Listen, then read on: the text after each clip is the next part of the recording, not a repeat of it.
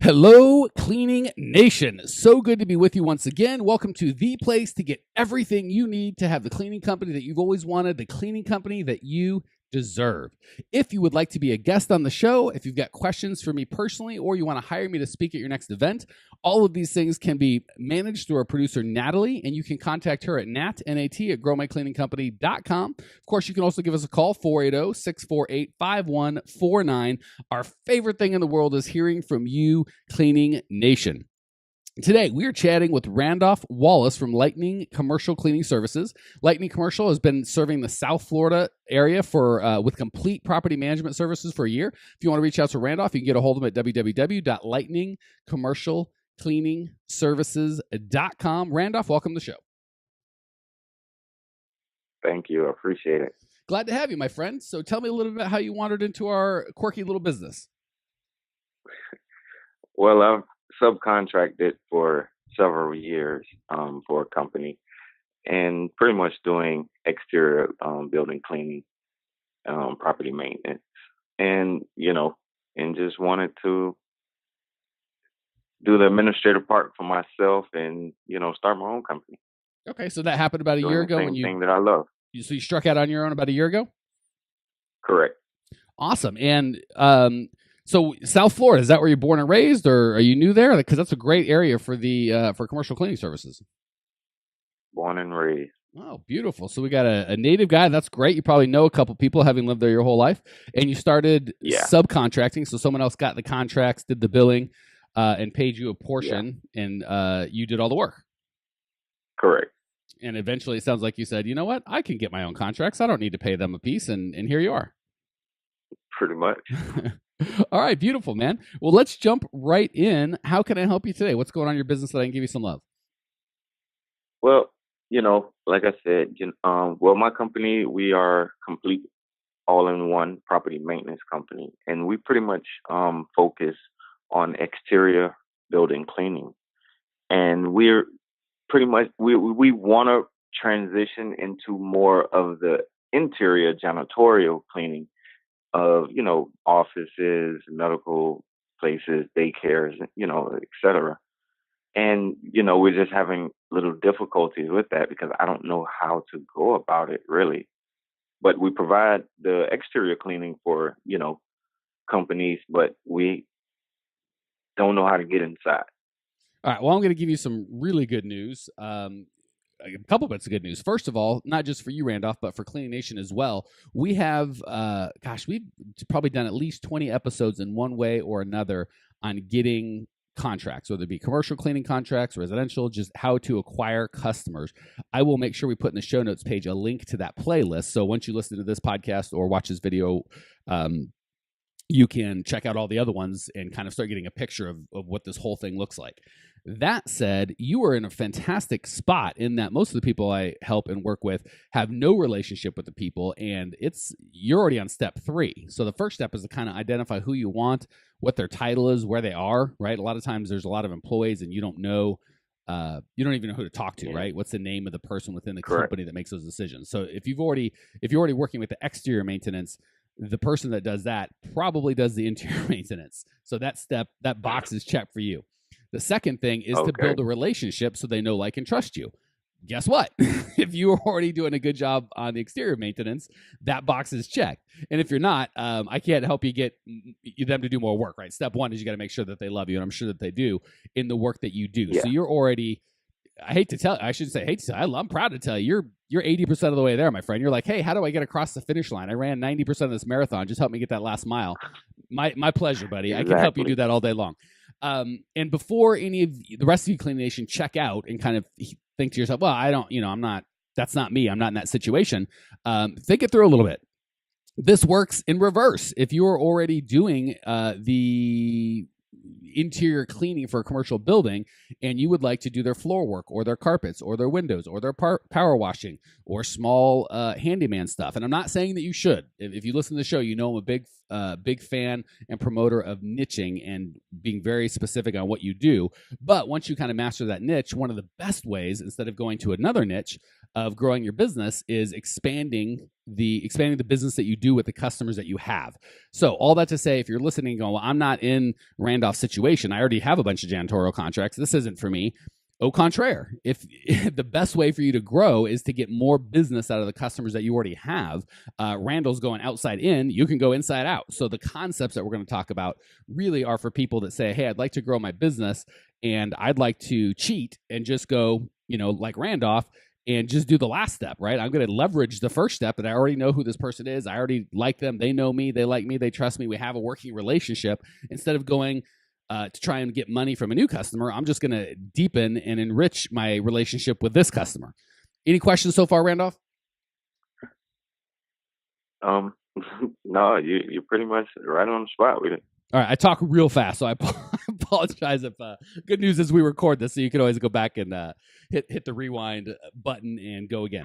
All right, so now enough of that preamble. Let's jump in and talk about how to actually make this happen. So the first and foremost thing I'm going to do is really start trying to move from a vendor position with my customers to a consultant position with my customers. So when you're a vendor, the relationship is, hey, give me a bid, and if I like the bid, we'll sign you up, and if not, I'll go with another vendor. That's a tough one. It's tough to make money at. It's tough to maintain those customers because they treat you as a commodity, and they, as soon as something goes wrong, they think they can save a buck and go somewhere else. So the way that you're okay, good. So you're like, yep, been there, done that. And that's one of the reasons I love the janitorial piece is that relationship's going to be strong because you're going to be in their building 1 to 5 times a night. So that relationship's pretty strong. It's a big deal for them. It's a little harder with power washing or external stuff because they don't see you. The staff doesn't see you, so you have to work a little harder to build that relationship. One other concept I want to get in, kind of the benefit of doing this before we jump into how to do it is the stickiness of the relationship. I think I had I forget the guy's, Warren Jacobs from the CSSA, the president of the CSSA, also owner of a janitorial supply company on. And he had a good point, and we talked a little bit about the more you can do with your customer, the deeper the relationship's going to be and the higher the pain of disconnect. So, Randolph, if you're just doing the power washing and you're charging $500 a time and someone else does it for $400, there's a good chance you're going to lose that job.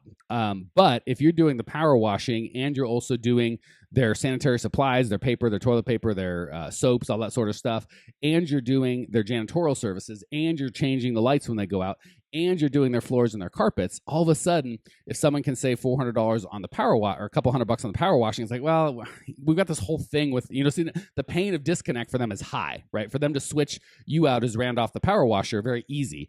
Them to switch you off as Randolph the guy that pretty much handles everything, very difficult. Is that all kind of clicking? Okay, cool.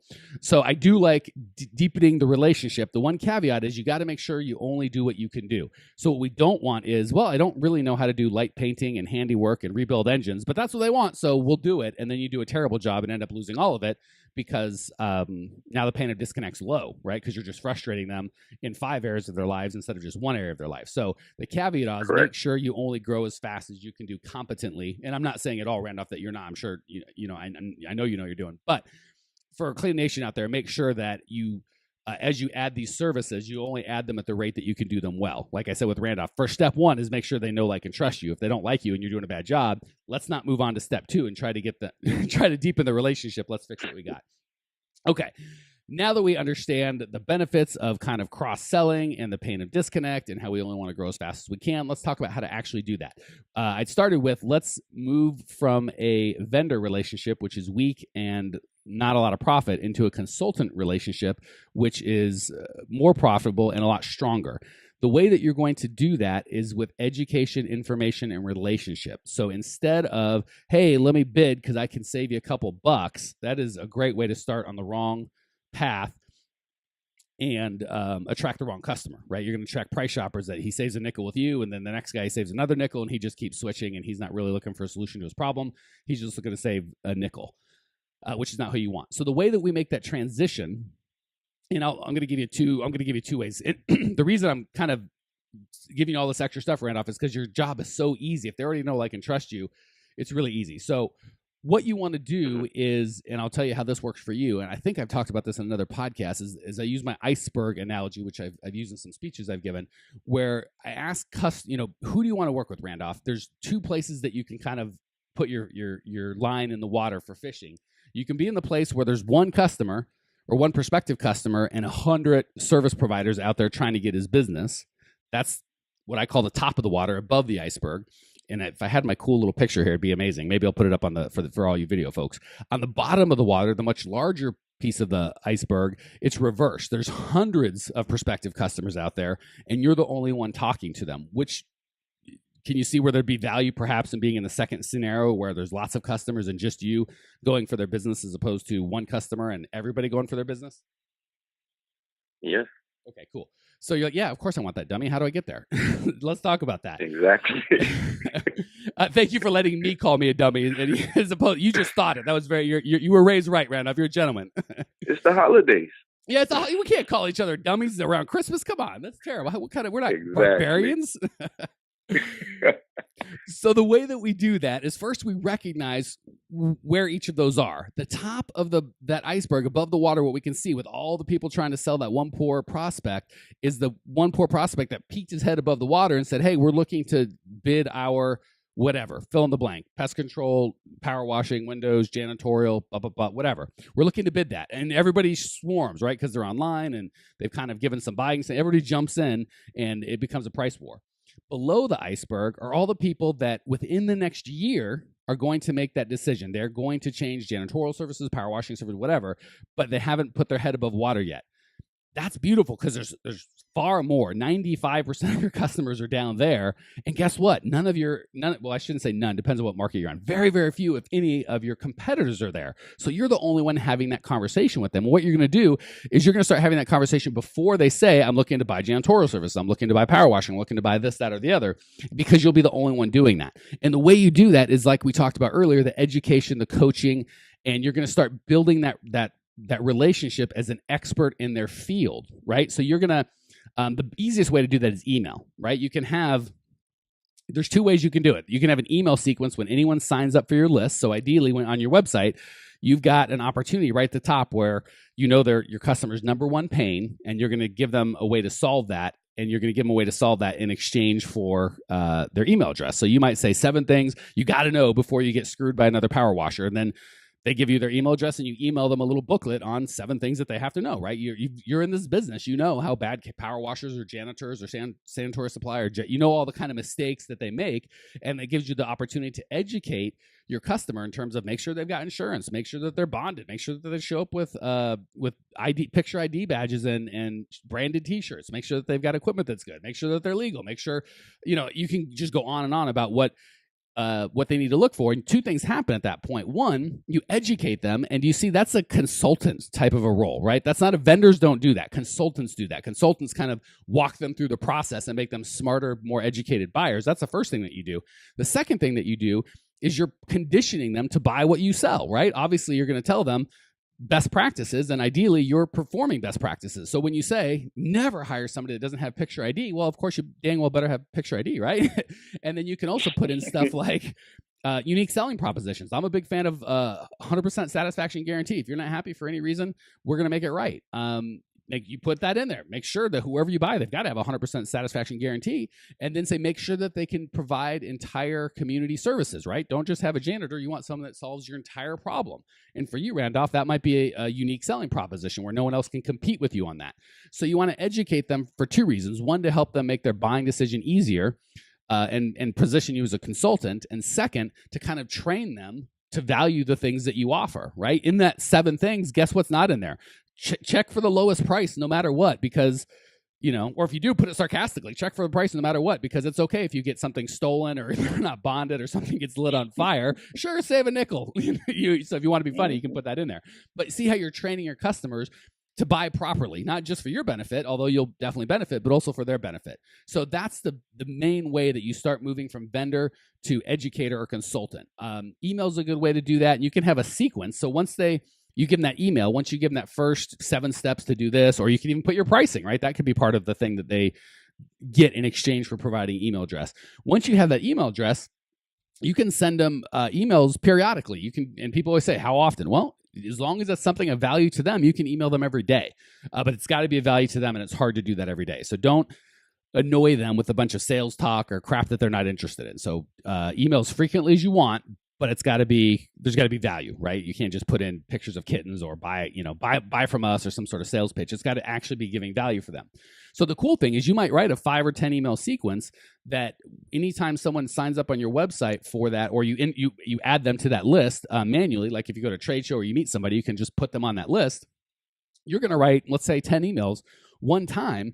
And over the next month, they're going to get all 10 of those emails. So that's kind of the first way you can start becoming a consultant instead of a vendor. And then once you've got a couple hundred or a couple thousand people on that list, you can also write one email topically. So today I might say, hey, I want to make sure I tell everybody how much I appreciate everyone that we've got. And I might send a happy holidays email or something kind of topical that's on people's mind.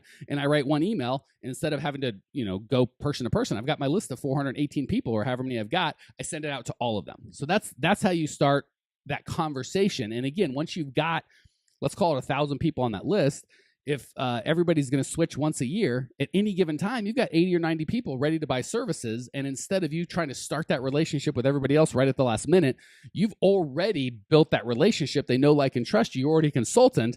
And instead of you going and begging for the privilege to bid and try and compete on price, they come to you and go, hey, I need some more janitorial services. Randolph, can you give me some coaching as to how I'd go about that or where I should go? Do you see how that's a very much healthier conversation than being on a job walk with 100 other vendors? Correct. Yes, you're right. Okay, so the cool thing with you, my friend, is they already know, like, and trust you. So all that you have to do is start adding consultative things. You've already got an email list of all your customers, and maybe you even do a lunch and learn once a month or once a quarter where you invite them out and start talking to them, educating them about, kind of the latest and greatest in property management. And all of a sudden now they're like, wow, I've got 10 other of my peers here, and Randolph spoke for 5 or 10 minutes and he's giving us an opportunity to network, and he brought us some information that's really good. See how that you're doing lots of things to position yourself as a consultant, as the resource and the solution to their problem, not a guy with his hand out looking for a job. Correct. Whew, I feel like I talk way too fast. I'm lightheaded. Any questions or thoughts before we move on, my friend? No, you answered all my questions. All right, cool. Well, let's hit the lightning round. I'll shut up for 2 seconds, and we will. I'll give you the opportunity to share some of. I know, and again, we've had people that have been in the business 40 years, and people that haven't even started. And I found that everybody has value to give in the lightning round. So I'm going to ask you 3 quick questions. You're going to give 3 amazing answers. Life is good. Question number 1: what's the best piece of advice you've ever received? The best piece of advice was continue to march 20 steps a minute. Love it. Love it. Life goes on. Continue to march 20 steps a minute. Life goes on. Well said, Mr. Wallace. What's the biggest mistake you've made in the cleaning business that we can all learn from? Never start a job before the paperwork is final. This sounds like wisdom coming from a man who started a job before the paperwork was final. Never start a job before the paperwork is final. Beautiful. Last question. What's one idea that Cleaning Nation can put into practice today, right away, big or small, that can improve their lives and or their business? Don't stop at nothing. Okay, beautiful. Randall, thank you so much for joining us. Thank you for sharing your passion and your desire to grow. I appreciate you. I know that Cleaning Nation appreciates you. If you want to check out Randolph's show notes page and discover everything you need to grow your cleaning company, it's all at growmycleaningcompany.com. Leave your questions, your comments, your rude remarks. I will see you there. Congratulations! You are now 16% smarter. Still can't get enough cleaning goodness? Go to www.growmycleaningcompany.com for more of the good stuff. Ever want to be rich and famous? Owners of cleaning companies, as well as industry experts, can apply to be featured on the show by emailing our producer Natalie at support@growmycleaningcompany.com. Until then, don't miss out on all the latest cleaning industry lovin' at www.growmycleaningcompany.com. Check it out now.